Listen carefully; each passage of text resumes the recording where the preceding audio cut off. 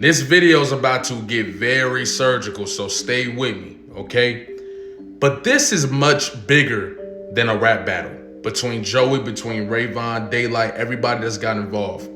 What's really happening right now is you are seeing what it looks like when people who are from the culture, familiar with the culture, and respect the culture, respect the process, go through rap battles. It's happening in real time. And what makes this crazy is Drake is currently suing. He is currently suing for the same thing that is happening right in front of our eyes, y'all. What makes it even worse is something happened recently that a lot of people are not talking about so far. Let's talk about it. 4 scholars filed the amicus brief against Drake's UMG lawsuit as hip-hop lyrics of Kendrick Lamar's Not Like Us aren't factual representation. Now, before we get into breaking this down, let's look at what an amicus brief is. An amicus brief is a legal document submitted by a person or organization not directly involved in a case, but who has a significant interest in the outcome of that case, to offer the court additional information or perspectives. These briefs are used to influence the court's decision by highlighting the broader implications or providing expert knowledge. In other words, somebody who has nothing to do with this case is heavily invested in what's going on because they believe that something big could happen if this case goes one or the other way. And because of that, they are here to provide expert knowledge so everybody gets the ins and outs of what this situation implies before they come to a decision on what's going to happen in the court. So in the court filing dated May 14th, obtained by All Hip Hop, the group of scholars, including Karis Krubin, Jack Lerner, Adam Dunbar, and Kyle Winnan, filed the motion. They warned the court that Drake's lawsuit against UMG could have radical undertones and repercussions. And this is one of the things they said. Drake's defamation claim rests on the assumption that every word of Not Like Us should be taken literally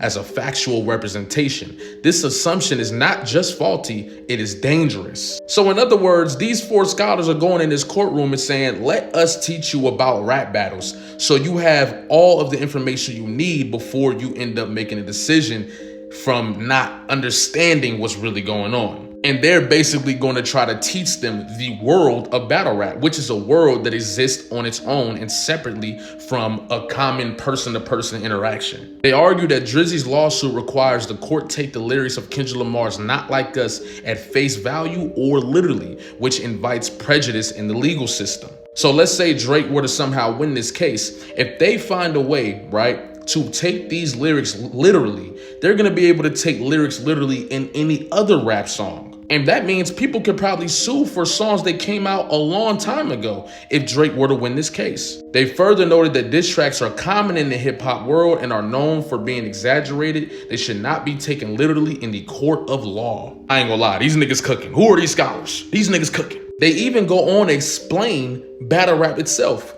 They are hyperbolic forms of creative expression consistent with the unique artistic practices and normative conventions of the genre. Rap diss tracks are understood by audiences not to represent factual assertions about the opposing artist, but rather to demonstrate skill and dominance meant to build allegiance and win competitions through clever wordplay, hyperbole, bluster, and demonstrations of disrespect. Now imagine if you had no idea this is how battles go down. You see what I'm saying? You would probably be looking at this case and be like, I mean, he did call him a PDF, so boom, boom.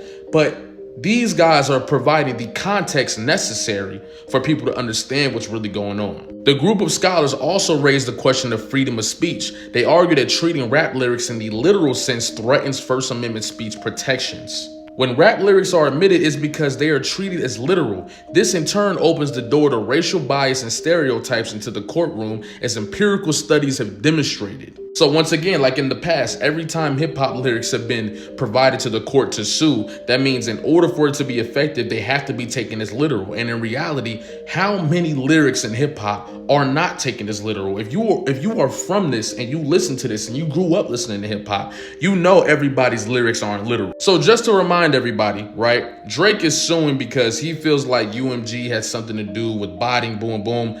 That was dropped. Now he's sticking to the defamation. And in order for him to land that, the court would have to take the lyrics literally. Now let's get to the meat and the potatoes of this video. How this battle is actually ruining that case. When we looked at the Joey Badass and daylyt, let's highlight this whole situation. A lot of crazy things have been said between these two individuals. daylyt has accused Joey Badass of getting by P. Diddy in pools and all types of stuff. Even goes on to say that he paid 2 Bitcoin to get the tape of what happened to Joey Badass. Joey then responds by saying, yeah, I was at a Diddy party, but I saw Top there. You see what I'm saying? You don't see Top getting on Twitter and none of this stuff. This is a battle. daylyt even went on to say that he was going to eat Joey Badass' child and unalive his pregnant baby mother, bro. In reality, if you watch battle rap, that's not some of the craziest stuff you've heard. But the fact that Joey Badass isn't suing, the fact that daylyt isn't suing, the fact that neither of them are complaining about their careers or the reputation being destroyed goes to show you that this is a common practice within the community. Even the fans are just getting on here and enjoying the bars, enjoying the lyrics. They hear this on one side, hear it on that side, and you feel me? We're just enjoying the content. Same thing with Vaughn and Joey Badass. Vaughn been saying that Joey Badass was on a casting couch for P. Diddy to get his acting career started, bro. Joey Badass ain't suing. Joey Badass ain't doing none of that. Joey Badass just came back and flipped the narrative on him. That's all they doing because that's what you do in battle rap. You see what I'm saying? Now, when you look at it from that perspective, when you see the way these battles have played out, you can imagine how Drake could have just played this battle. Drake could have, instead of crying about what Kendrick Lamar was saying, he could have just responded, doubling down on his allegations against Kendrick. He could have doubled down and dropped his own banger. Kendrick dropped a banger about you being a PDF. Drake could have dropped a banger about him being a wife beater. That's what he could have done. But since he doesn't understand how this works, he took it to the next level. And there might be some truth to what Kendrick Lamar was saying. You already know. We won't even got to get into all that. You see, this is kind of different. I'm just be real. But you see what I'm saying? This shows that you can have a rap battle all across the world. Everybody hears it, boom, boom, boom. And they understand that these guys are having lyrical warfare that is infused with hyperbole, etc. And the very fact that nobody is suing, the very fact that nobody's gone out of the way to say that reputation's been damaged, the very fact that people aren't losing money, aren't losing opportunities, etc., goes to show you that in the court of law, this case holds no weight. It holds no weight. From the very fact that these battles are taking place, there's probably a diss track dropping right now as I'm recording this video. And I promise you, nobody's gonna be suing, nobody's gonna be crying. Everybody just gonna keep rapping. Sometimes I wonder if this could have been the play. Because when you really think about it, if this was the play, all they're doing by making this play is protecting hip hop and boosting their own standings and creating hype for their own projects. You see what I'm saying? And this is why I got so much respect for Joey Badass, Vaughn, daylyt, even CJ Fly, even though he dropped a garbage track. Everybody involved is rapping. Everybody involved is capitalizing. Everybody involved is putting their skills to the test and walking away from the fucking battle, bro. All this other stuff that Drake was doing, it's proof that these battles can go this way. And I wouldn't be surprised if this situation is going to be used in that court of law. Like hey, you see, look at Joey Badass and what Vaughn and all these guys are doing. All the things they're saying, and they seem to understand what we're talking about. And that's why those guys filing that amicus brief is extremely important, because them pulling up to provide the context, they can end up using this situation as even further evidence.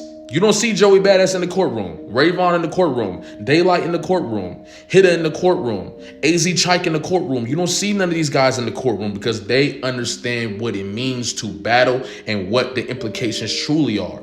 Who's better? Who's nicer? Who can win the public being by being nicer and doing what they're doing? And that's all this is, and that's all it ever was. Drake's case is fried. Thank y'all for watching. Like, comment, subscribe, especially if you're new, especially if you've been watching my videos and you not subscribing. You see what I'm saying? I'm finna start doing, I'm gonna give y'all some daylyt breakdowns so we can have a deeper understanding. Here's lyrics. We're gonna do some breakdowns of some other stuff. And I'm actually about to go live with the Ville probably a little bit after I post this video. So y'all stay tuned, all right? Love y'all, appreciate y'all. Pull up to the live. We lit. We finna listen to some more diss tracks. Let's go.